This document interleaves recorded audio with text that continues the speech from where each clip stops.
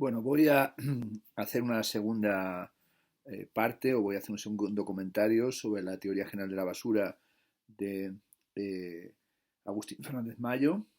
Ayer hice una introducción a su contenido, a su metodología, a los aspectos que trata y desarrollé unas mínimas consideraciones sobre el capítulo primero, sobre la parte primera. Y hoy querría esta noche hacer un comentario sobre la segunda parte que se titula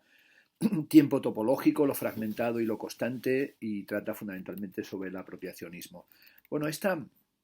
es en esta parte de su ensayo, Eloy Fernández Porta va a tomar en cuenta cómo los estudios literarios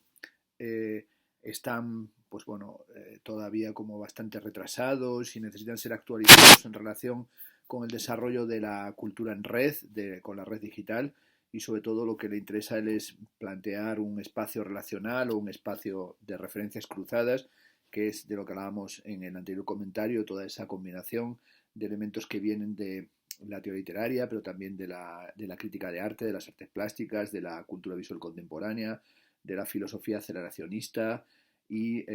también de la ciencia en la que Fernández Mayo tiene, pues bueno, una aproximación que es la propia de ser licenciado en física, ¿no? Y sobre todo le interesa hablar de la red como una vasta colección de materiales que tenemos en nuestra situación conectiva, en nuestro ámbito relacional, y cómo esa red está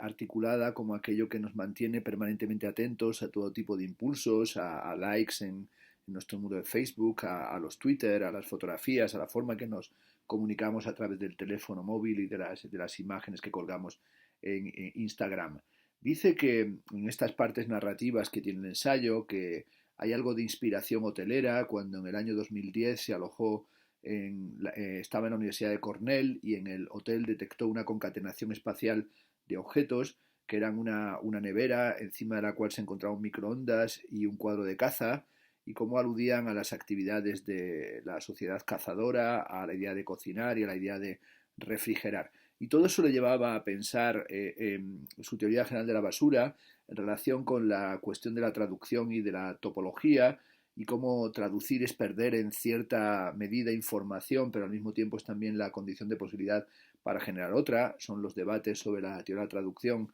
que se vienen realizando bueno, desde el ámbito de la hermenéutica con Gadamer, pero que también los desarrolló Humberto Eco en la búsqueda del lenguaje perfecto, y también se encuentran evidentemente en la deconstrucción, en toda la reflexión sobre lo abélico y sobre la comprensión de la propia deconstrucción como un acto de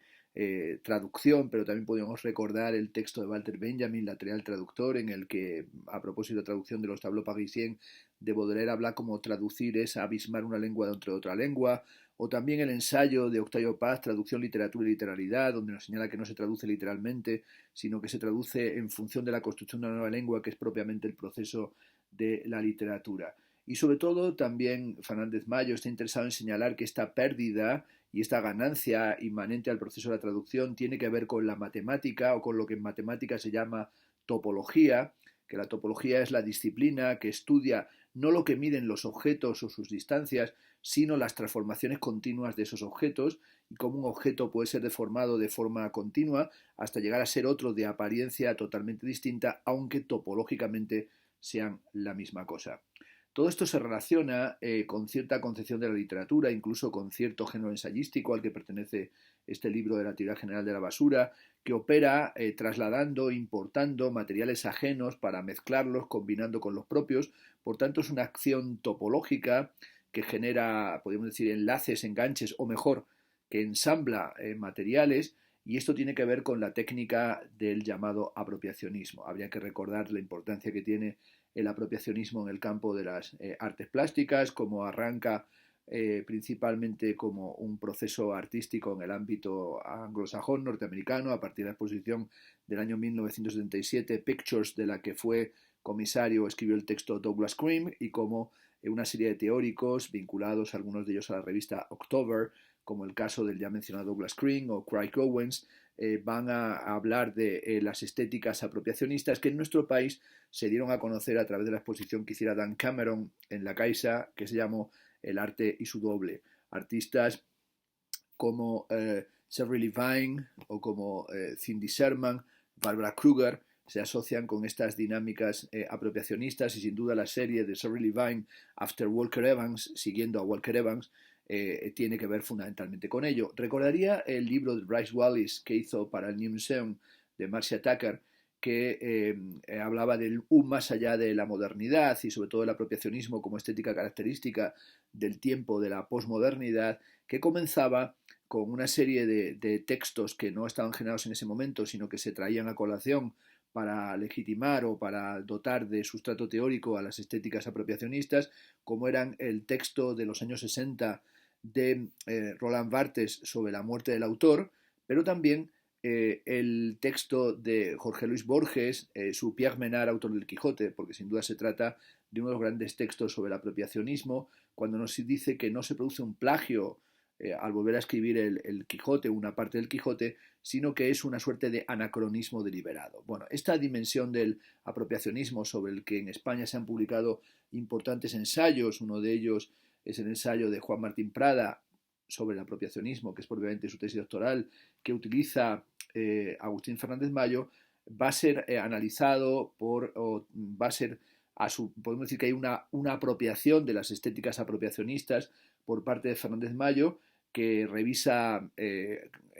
obras y trabajos del campo de la literatura o también de las artes plásticas, como el trabajo del joven Enric Socias, su Incam Mod, que es un trabajo que yo conocí en una estancia en Baleares, en un taller de seguimiento de jóvenes artistas, o también cómo analiza la cuestión del tiempo topológico en Robert Smithson, que es un artista por el que tiene un enorme interés Agustín Fernández Mayo y sobre el que yo también, me permito decir, he escrito en distintas ocasiones. Robert Smithson decía que estaba convencido de que el futuro se está perdiendo en algún lugar en los basureros del pasado no histórico, y que el tiempo convierte las metáforas en cosas. Aquí cita muy apropiadamente Agustín Fernández Mayo el ensayo de Josh Kubler, La configuración del tiempo. Habría que recordar que este libro de Josh Kubler influenció y fue utilizado y citado por el propio Robert Smithson en sus escritos, y también recordar que los escritos de Robert Smithson son, en mi opinión y en la de otros, tal vez uno de los materiales más importantes para comprender lo que sucedió en el arte en los años 60 y 70, y que es uno de los grandes materiales para comprender lo que sucedió en el ámbito del minimalismo, el postminimalismo, el land art, las words, pero también la arquitectura, y también la comprensión de las pirámides del lenguaje o el carácter laberíntico de nuestra propia cultura, que, como aparece al final de la película Spiral Jetty, es una cultura que genera lo que allí llama Robert Smithson una enciclopedia absoluta y obsoleta, es decir, que en su afán de tenerlo todo, finalmente pierde prácticamente todas las cosas. En la página 139, Agustín Fernández Mayo cita una de las anotaciones de Frank Kafka en las consideraciones acerca del pecado, en la que dice Frank Kafka que a partir de cierto punto no hay retorno, y ese es el punto que hay que alcanzar. Bueno, evidentemente este es el punto que no es el punto de todas las confluencias y las correspondencias surrealistas, sino que es el riesgo que asume un pensamiento complejo y el riesgo que asume el propio ensayo de Agustín Fernández Mayo. El ensayo, como he dicho ya en el comentario de la primera parte, de un verdadero y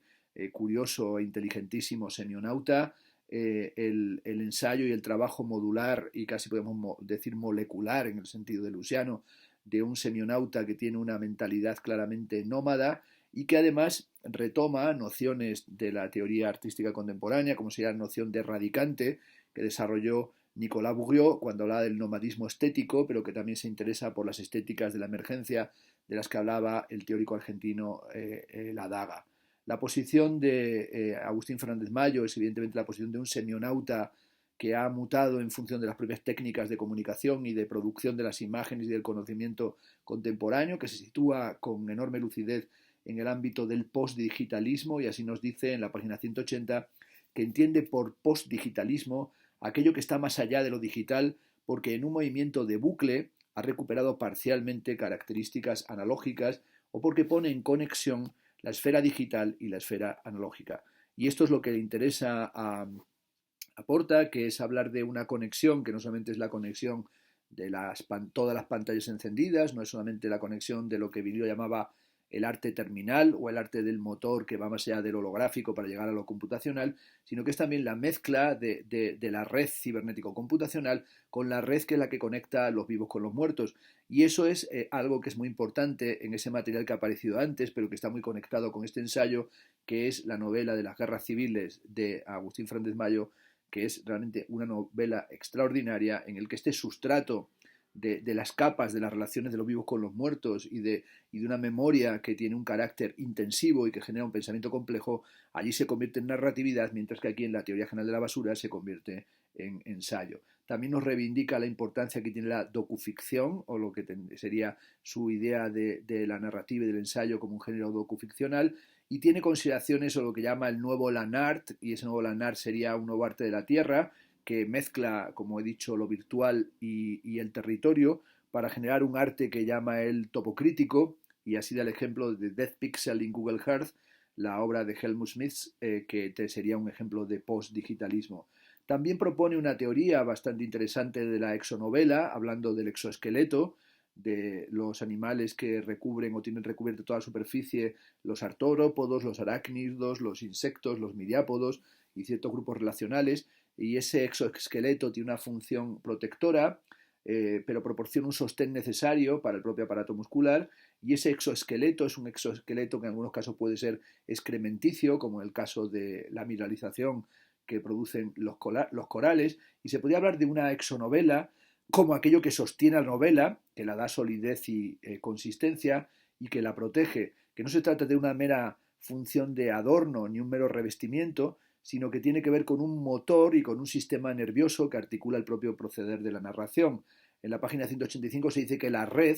es un lugar interesante para utilizarlo como ejemplo contemporáneo de la exonovela. Y se podría pensar que el uso que hace de la red Agustín Fernández Mayo y particularmente su pulsión tuitera o su forma de estar actuando e interactuando permanentemente en Twitter es como la exonovela del comportamiento narrativo y docuficcional en el que se encuentra embarcado. Por supuesto, no se podría entender en ningún caso el ensayo como exonovela de la narratividad. Sería algo así como considerar, qué sé yo, que la filosofía es el cimiento de la experiencia estético-artística y visual, y en esta medida parecería como si el arte fuera la ilustración de un concepto. Lo que está planteando en realidad Agustín Fernández Mayo es una expanded narrative, una narrativa expandida que consigue prolongarse y que evita la rigidificación de las formas tradicionales del libro, de las formas tradicionales del contar. Esa exonovela está compuesta así de materiales diversos, como pueden ser los blogs fabricados o confeccionados por el autor de forma específica acompañando las novelas, pero también tiene que ver con un acto y con un arte del apropiacionismo, que lo podríamos también asociar con la idea de Henry Jenkins, de la convergence culture, de la cultura de la convergencia, y con toda la posibilidad que nos ofrece el espacio virtual y el espacio de la red de crear más conexiones y más links, incluso podemos decir una suerte de hiperactividad sináptica, y esa hiperactividad sináptica no consiste únicamente en acumular como un tsunami de datos y de información para un acompañamiento algorítmico de la vida, sino que consiste en la búsqueda de mayor intensidad. Por supuesto, también aquí en esta segunda parte va a establecer una línea de crítica a posiciones estético-narrativas o hasta filosóficas con las que él se encuentra en franca discrepancia, como sería su crítica del fragmentarismo, y la crítica que hace de las estéticas de lo fragmentario se apoyan en cierta medida en un libro importante para él, que es el libro de Jorge Wagensberg, el libro Ideas sobre la complejidad del mundo, y sobre todo, bueno, va a criticar esa concepción fragmentada que tendría una especie de sustrato romanticoide y estéticamente regresivo o conservador, y frente a ello defiende lo que llama un realismo complejo, ¿no? Un realismo complejo que estudia los objetos como partes y sistemas aislados y conectados, pero que sobre todo establece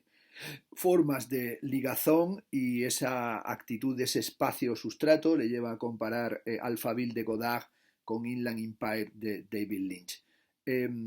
hay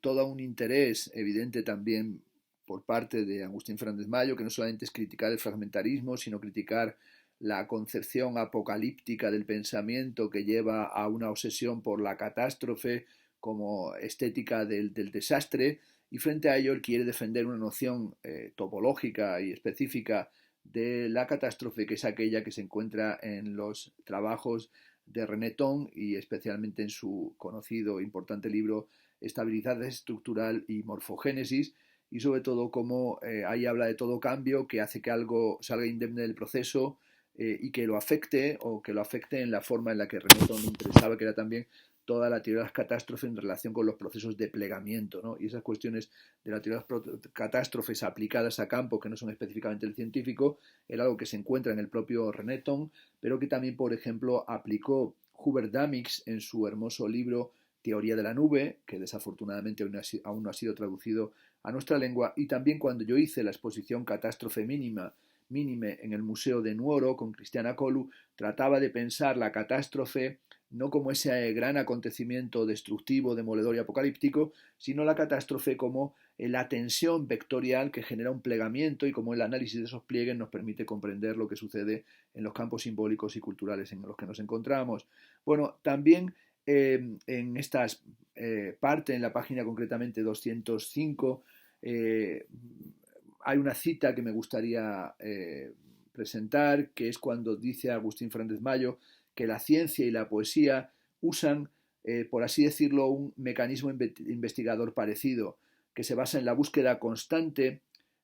o de constantes que sean comunes a dos o más objetos claramente diferentes, aunque se encuentren separados, y sobre todo trata de crear un sistema de atracción, y de este modo el conocimiento, dice, y las artes realmente existentes pueden enunciarse como una infinita cadena de transformaciones parciales de unos objetos en otros, y esto va generando familias de objetos o familias de auras. En este sentido, el trabajo de Fernández Mayo es continuamente en este proceso de traslación entre la ciencia y la poesía, pero también la creación de estas familias de objetos, es en todo caso un trabajo topológico-tropológico, es un trabajo de topología, y es un trabajo que le concede la máxima importancia a la metáfora, y en este caso al tipo de metáforas que se generan en función de la estrategia de generación de obras de arte apropiacionistas, ¿no? Y sobre todo el nuevo destino del arte, que tiene que ver con la construcción de metáforas y de objetos culturales que operan con la unión de dos campos, el profano y el culto, tal y como los analiza Boris Groys en su ensayo sobre lo nuevo. Pero esta táctica apropiacionista, que la encontramos, como he dicho, en el ensayo de Juan Martín Prada, su ensayo sobre la apropiación posmoderna, y que según Leo Steinberg fue algo que comenzó a plantearse en las Combing Paintings de Robert Rauschenberg, en esa tabla plana donde todas las cosas podían sedimentarse como elementos de una particular mitología o de una construcción mitológica que es la base del pop, que en el caso de Robert Rauschenberg lleva del neodadaísmo a toda esa impresionante versión que hizo sobre el paraíso y el infierno de Dante, pero sobre todo esa dimensión de la que hablaba Leo Steinberg en su libro de los años 70, Other Criteria, otros criterios, en el que hablaba de la apropiación como un cuestionamiento de las lógicas de la originalidad, de la autenticidad, de la historia del arte, del dispositivo institucional del museo. Hay una parte muy interesante de este segundo bloque del libro de Fernández Mayo que se dedica al análisis de lo que llama el ocaso de la estética. Bueno, es un asunto sobre el que se podían dar muchísimas vueltas y se podría plantear muchas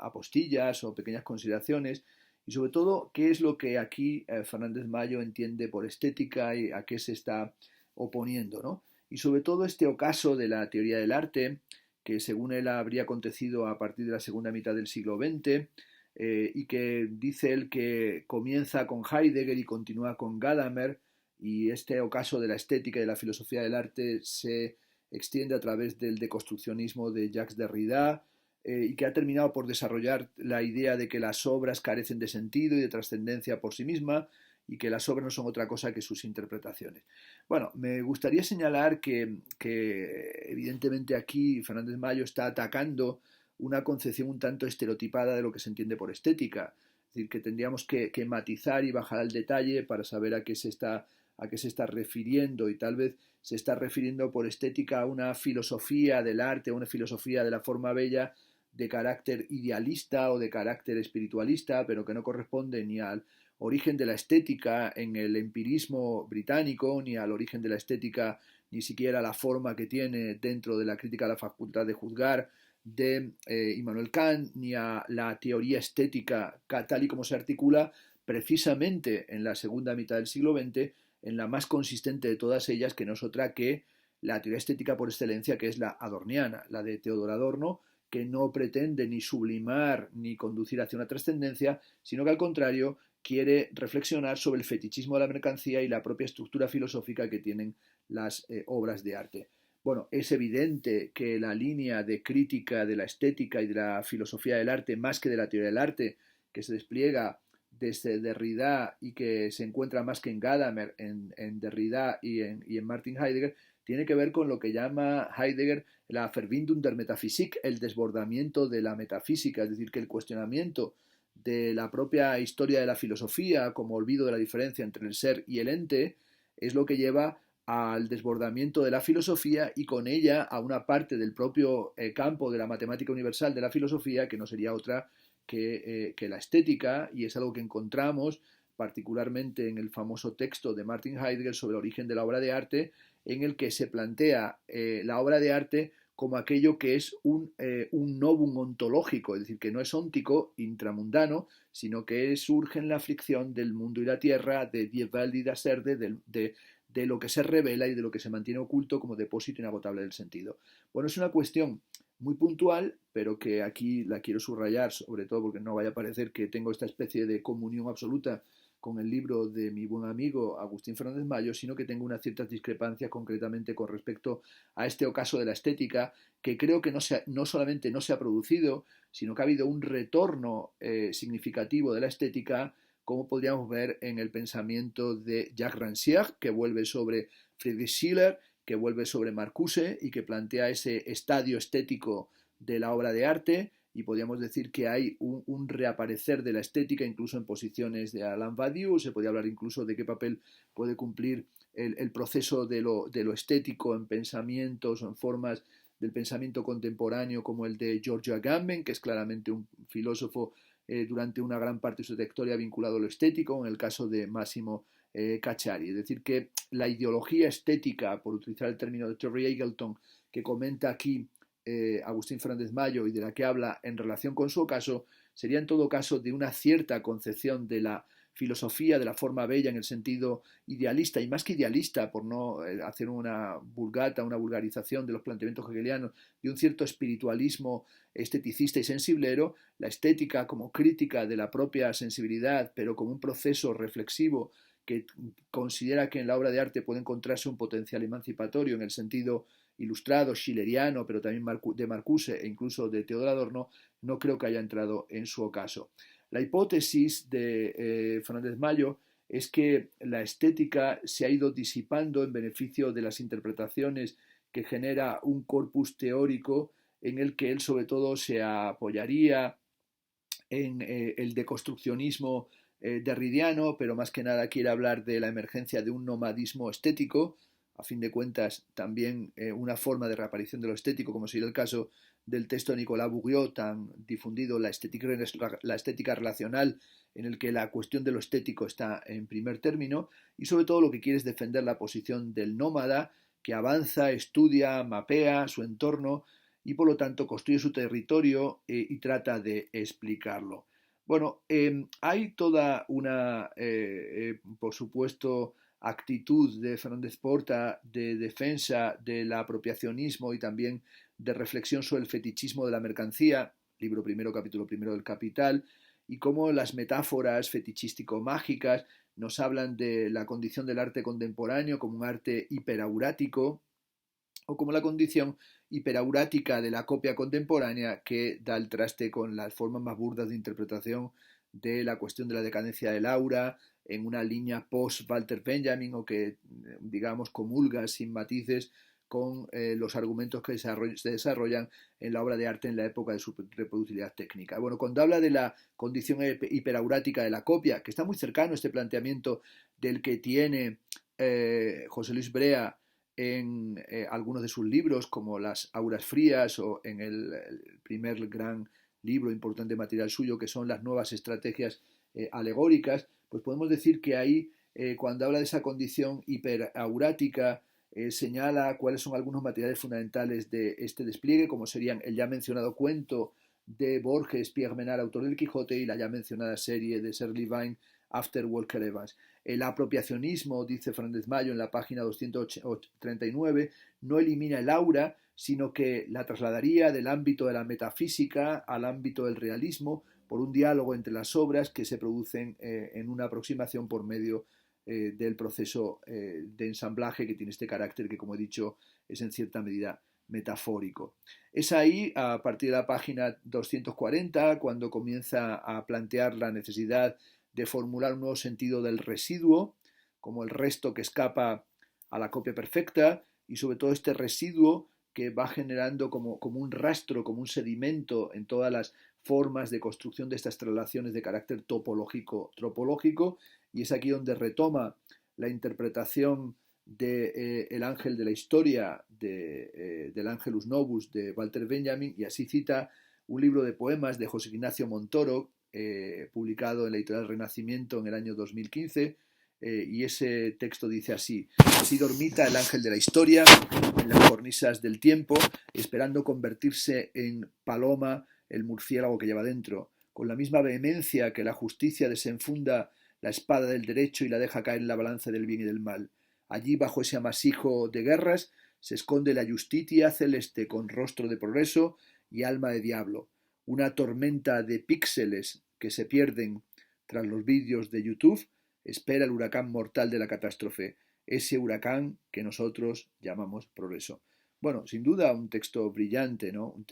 Una forma de apropiarse de un texto tan citado y archicitado como el de Walter Benjamin para hablarnos de ese nuevo viento que viene de la catástrofe que se encuentra a nuestras espaldas, hacia la que en realidad nos dirigimos en la interpretación de Agustín Fernández Mayo, que sería el tsunami de las pantallas conectivas y el vértigo, digamos, el huracán, el auténtico torbellino de las imágenes, de los discursos y de los likes que se encuentran girando permanentemente en la red. La posición de Fernández Mayo tiene que ver con algunas cuestiones que se desarrollan en el libro de Kenneth Goldsmith sobre non-creative writing, escritura no creativa, y también con su ensayo, este está traducido en la magnífica editorial Caja Negra, o también en el libro que aún no está traducido de Kenneth Goldsmith, que se titula Perdiendo tiempo en Internet. Bueno, en Kenneth Goldsmith, al que cita también Fernández Mayo en la página 245, le interesa sobre todo la propuesta en la que Kenneth Goldsmith en el 2013 planteó printing out the Internet, ¿no? Imprimir Internet como millones y millones de páginas, pero también que nos hablan de esa incapacidad de acceder al conocimiento enciclopédico en la contemporaneidad, pero también planta aquí cara a las nociones de simulacionismo, de simulación total, que fueron tan importantes en la estela del pensamiento de Baudrillard, o desde Baudrillard a la asunción de sus posiciones que se encuentran en Matrix de los Wachowskis, con la famosa frase de Welcome to the Desert of Real, bienvenidos al desierto de lo real. También somete a revisión y a crítica el posmodernismo, del que pareciera que Agustín Fernández Mayo es un exponente, y en realidad para él el posmodernismo es la última manifestación del romanticismo, con tres actitudes características que sería la ironización de la realidad, la resublimación de la realidad y la desobjetivación de la realidad, y cómo el pensamiento posmodernista puede ser un arma de liberación por un lado de los totalitarismos, pero paradójicamente conduce a otra suerte de totalitarismo que sería el relativismo o la negación sistemática de lo real, y sobre todo el cuestionamiento del saber ilustrado, y esta suerte de pensamiento negativo específicamente posmoderno, que también fue criticado en una línea muy diferente a la de Agustín Fernández Mayo por Joseph Steiner en su libro Presencias Reales, sería algo que va a someter a crítica para tratar de abandonar el pathos lúdico-trágico que se encuentra en el posmodernismo, pero sobre todo señalando que hay que lanzar una nueva mirada a nuestra época y a nuestro mundo, y esa nueva mirada es la mirada de la complejidad, de los sistemas complejos, definidos por el abandono del pensamiento en términos de dialéctica, para crear una reflexión sobre un pensamiento que tiene que ver con un equilibrio siempre inestable, ¿no? Y este realismo complejo, que es el realismo complejo de los residuos complejos, es algo que va a desarrollar Agustín Fernández Mayo, analizando, como he dicho, o mencionando o dándonos sugerencias de dónde aparece eso en la literatura, cómo se encuentra eso en las artes plásticas o en la cultura contemporánea, y también qué tipo de materiales podemos aprovechar de la filosofía y de la ciencia, qué podemos aprovechar del aceleracionismo o del aditivismo para aproximarnos a estos nuevos flujos de la cultura contemporánea, para entenderlos y para producir dentro de ellos y para apropiarnos de nuevas formas de comprensión del mundo. Bueno, este es el comentario que quería hacer sobre la segunda parte del libro de Agustín Fernández Mayo, que otra vez veo que me he tirado aquí media hora, 30 minutos y ahora 32 segundos, y es aquí donde lo dejo para mañana subir en la tercera parte el comentario de ella. Bueno, un saludo y de nuevo vuelvo a recomendar el libro de Agustín, Teoría General de la Basura.